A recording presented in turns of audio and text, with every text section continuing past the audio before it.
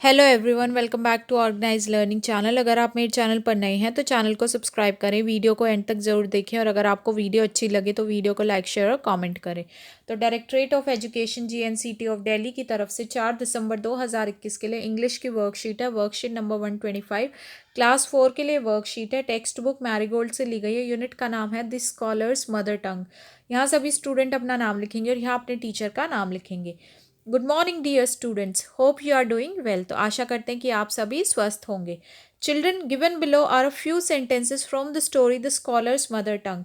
तो नीचे हमें कुछ सेंटेंसेस दिए गए हैं द स्कॉलर्स मदर टंग, जो चैप्टर है, ये जो स्टोरी है उसमें से। Read the story from your text book carefully and state T for true and F for false sentences. तो आपको अपनी टेक्स्ट बुक में से स्टोरी को ध्यान से पढ़ना है और नीचे जो सेंटेंसेस पूछे गए हैं, अगर वो ट्रू है तो उसके लिए टी लिखेंगे और अगर वो सेंटेंस फॉल्स है तो उसके लिए एफ लिखेंगे। ठीक है। तो पहला है एन इलिटरेट पंडित विजिटेड दी कोर्ट।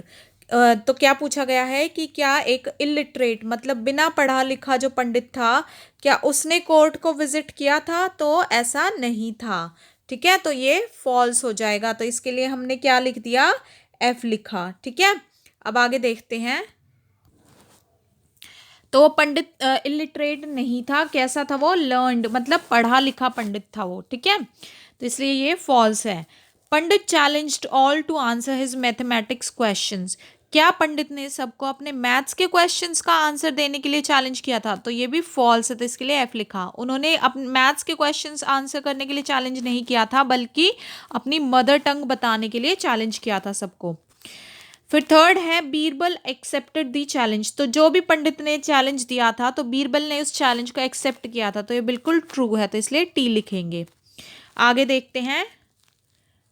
पंडित्स मदर टंग, ये जो फोर्थ पार्ट है ये क्या है कि Pandit's mother tongue was Telugu. Pandit की जो मदर टंग थी वो कैसी थी, कौन सी थी? तेलुगु थी, तो ये भी बिल्कुल ट्रू है, तो इसके लिए टी लिखेंगे। अगला है Birbal was one of the king Shahjahan courtiers. क्या बीरबल किंग शाहजहां का दरबारी था? तो ये बिल्कुल गलत है, तो इसके लिए एफ लिखेंगे फॉल्स के लिए। ठीक है, क्योंकि वो शाहजहां के कोर्टियर नहीं थे, वो किसके थे? अकबर के। ठीक है, अगला है read the following paragraph taken from the chapter carefully. ये पैराग्राफ चैप्टर में से लिया गया है। There are many punctuation mistakes in the paragraph. तो इस पैराग्राफ को लिखते समय कुछ पंक्चुएशन मिस्टेक्स हुई हैं, मतलब जहाँ कॉमा आना चाहिए वहाँ कॉमा नहीं लगाया गया है, जहाँ क्वेश्चन मार्क आना चाहिए वहाँ क्वेश्चन मार्क नहीं है, या जहाँ पे जो फर्स्ट लेटर है किसी भी वर्ड का जहाँ पे वो बड़ा होना चाहिए वो बड़ा नहीं है। तो इस तरीके से जो जो मिस्टेक्स है पंक्चुएशन की वो हम ठीक करेंगे।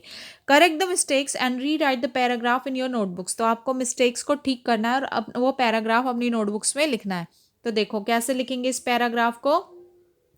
King Akbar then asked Birbal how did you find the truth.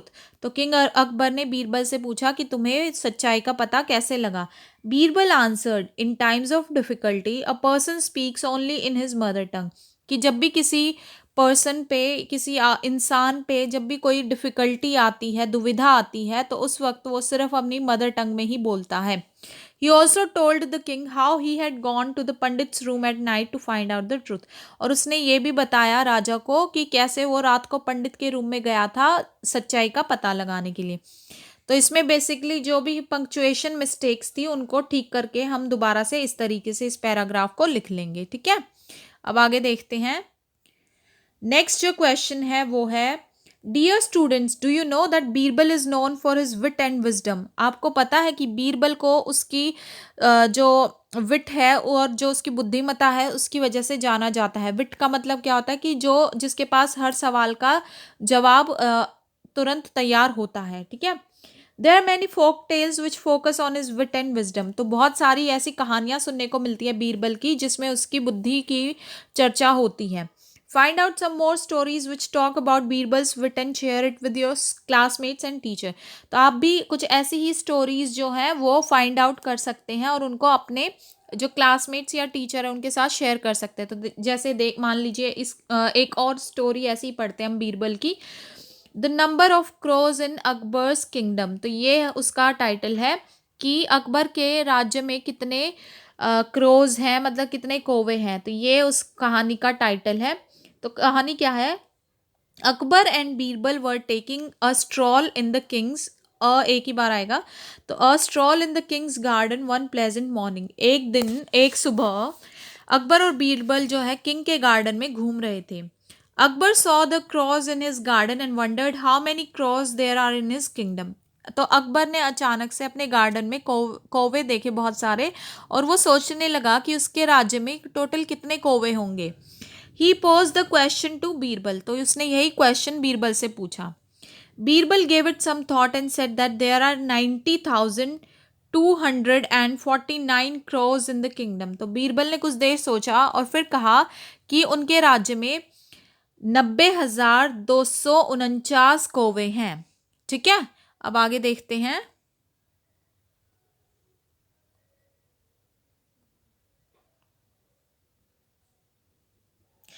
आगे क्या लिखा हुआ है।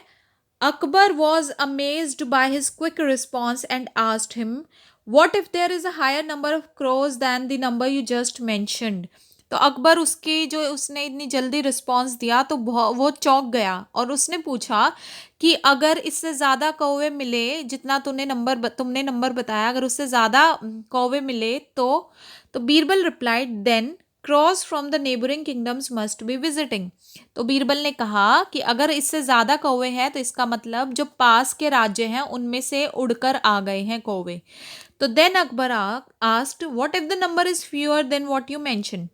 फिर अकबर ने पूछा और अगर जो तुमने बताए हैं उससे कम कौवे हैं तो Birbal calmly replied then the crows must have gone on a vacation to the neighbouring kingdom.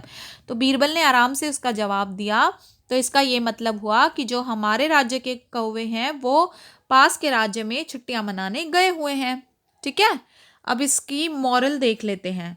तो मॉरल क्या है, यानी कि इससे हमें क्या शिक्षा मिलती है इस कहानी से। You can always find a way out if you think at ease. अगर हम आराम से कोई चीज़ सोचेंगे तो उसका सोल्यूशन हम बहुत इजीली निकाल सकते हैं और हमेशा मिल सकता है हमें उसका सोल्यूशन। ठीक है, तो ऐसी ही कुछ और स्टोरीज़ भी जो है, आपने अगर बीरबल की स्टोरीज सुनी है या फिर आप इंटरनेट की मदद से शेयर कर सकते हैं अपने क्लासमेट्स या टीचर के साथ।